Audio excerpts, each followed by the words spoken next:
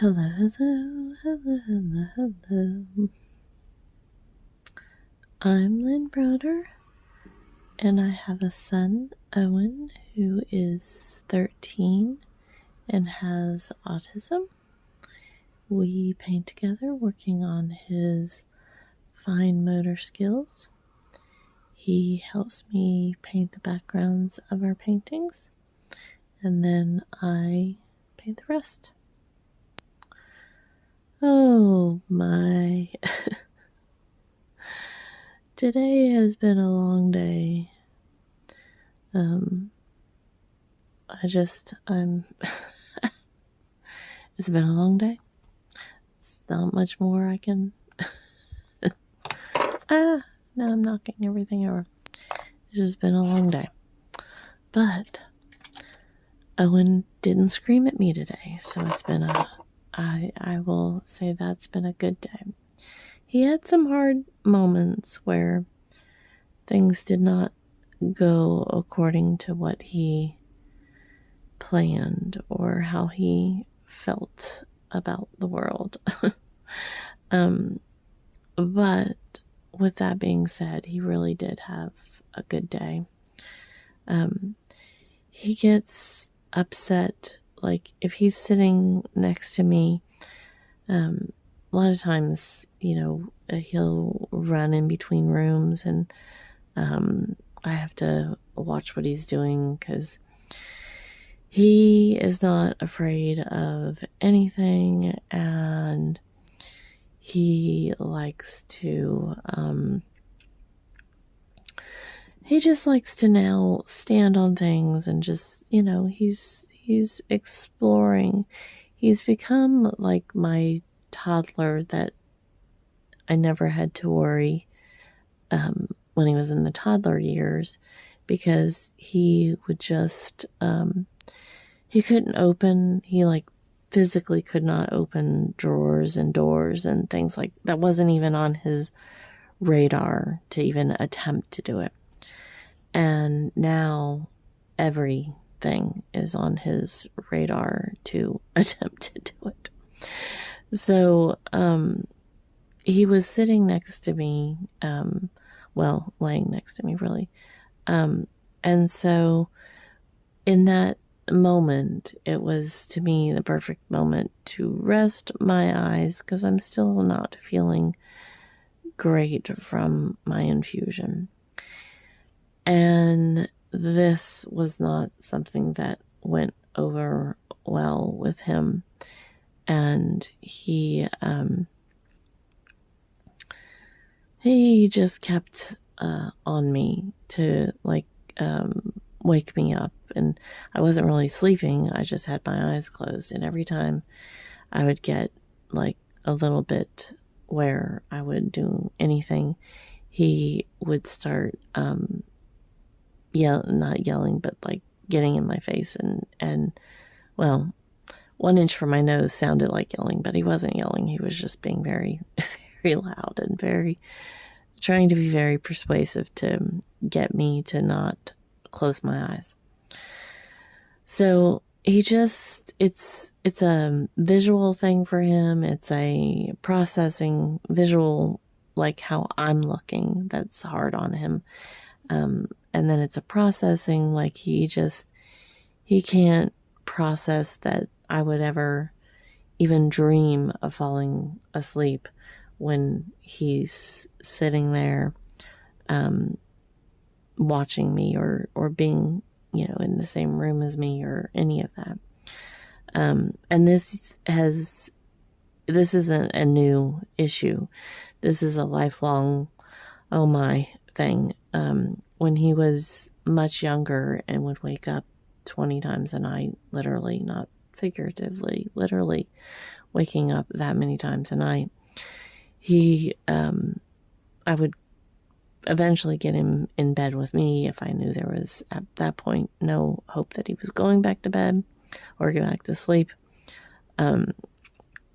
He would at least stay in my bed, and I could rest, except for, honestly, I couldn't, because as soon as my eyes would close, he would then open them or touch them to get me to wake up.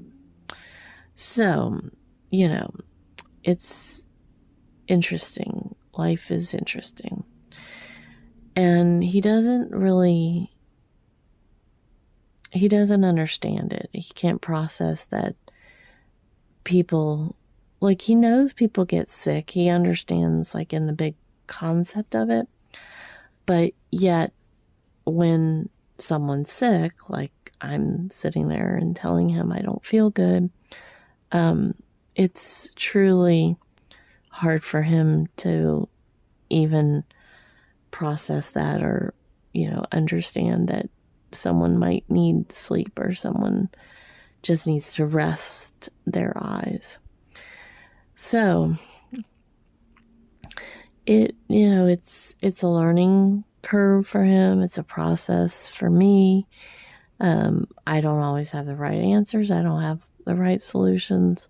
I just try to work with him on explaining it to him. And he's at the age now where he is starting to want to go places and do things. And tomorrow night is his therapy's trunk or treat, and he is so excited because he thinks that he might get to see his best friend. And I have no clue because we never, get to do things with them. But he is beyond thrilled thinking that this is going to happen. And I 100% want him to go because it's going to be fun. And I mean, he's not a big fan of candy or anything like that, or even he doesn't understand going from car to car to get candy. That doesn't compute yet. He's getting there, but it's just not something that he really thinks about. But the opportunity to see his best friend has got him all ready to be there today. If he asked 100 times, he asked 1,000 times. I mean, it was all night.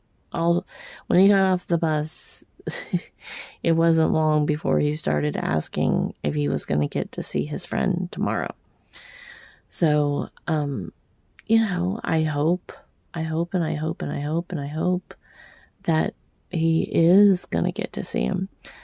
But I kind of use that as a bargaining chip because he's starting to make that connection that he has to behave in order to do things.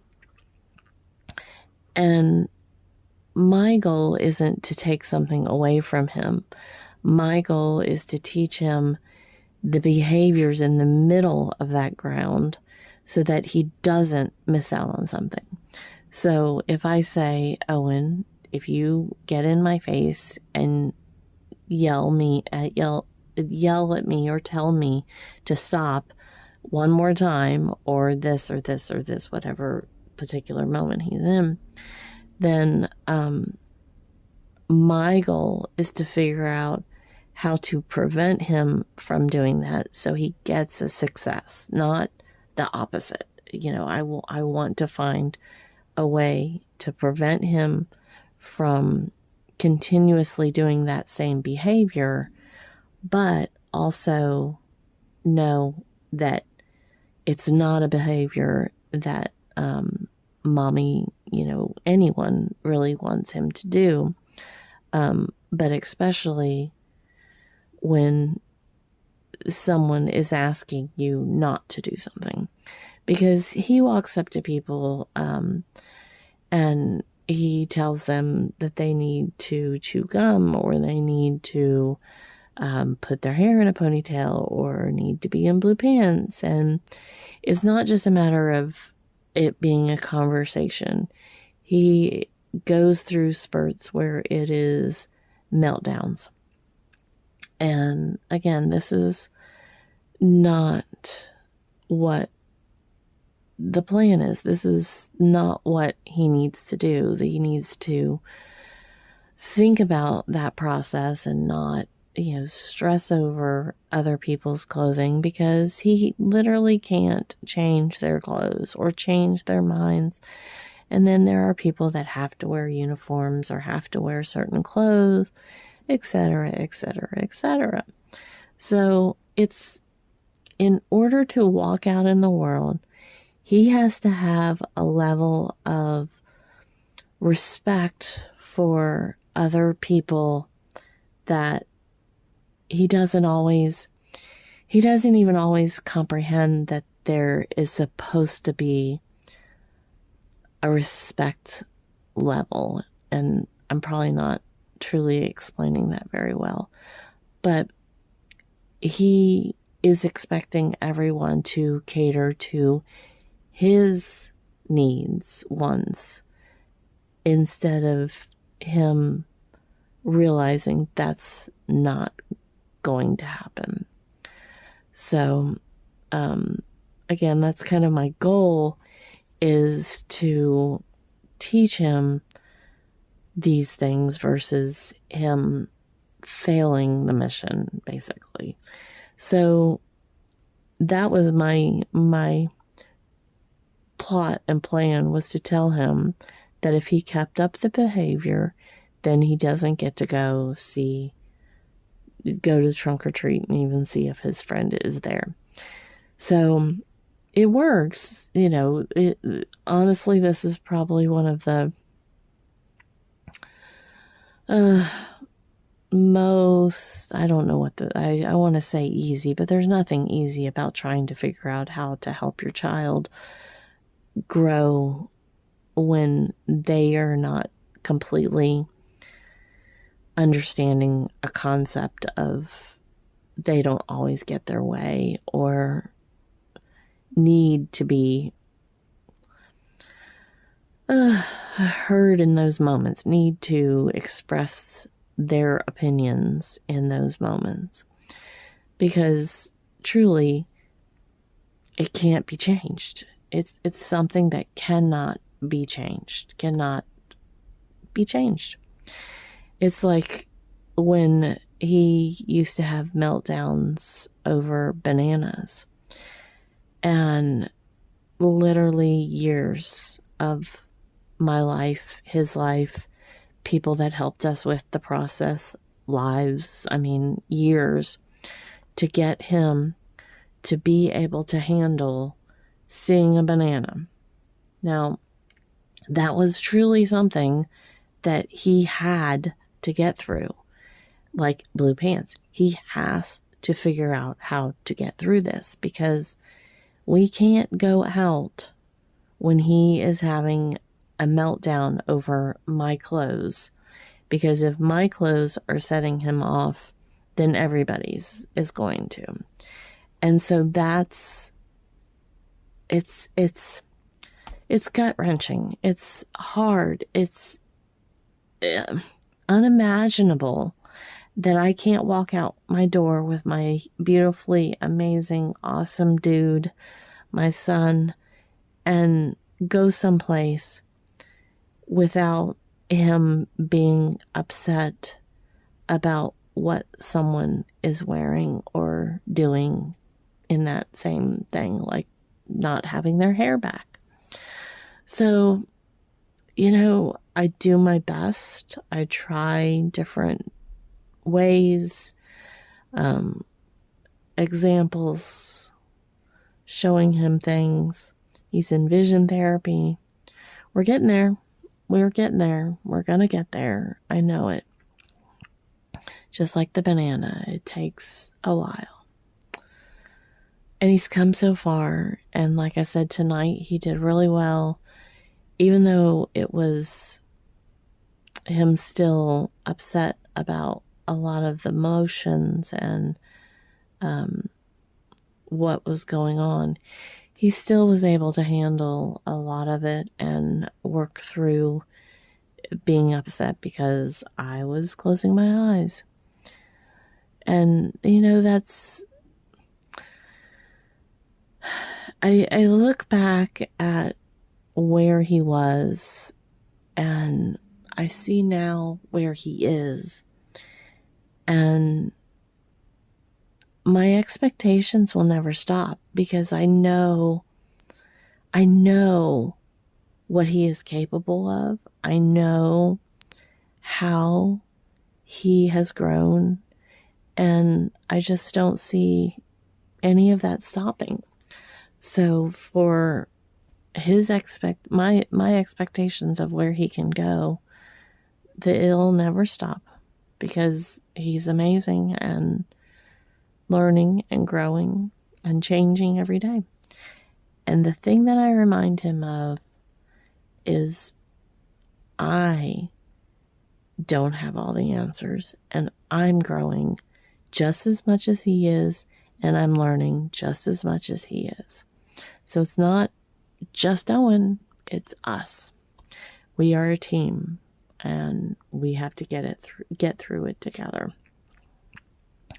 So I made this one on a little bigger canvas. I'm giving some to the cancer center where I've been to do some different things with them. So this one's a little bigger than the regular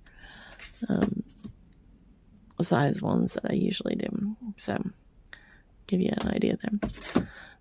And so I'm going to make some bigger ones, but I'm going to have to adjust I have an easel, and I'm going to try to paint more upright and see how that goes, because I've outgrown what I'm doing here in this area.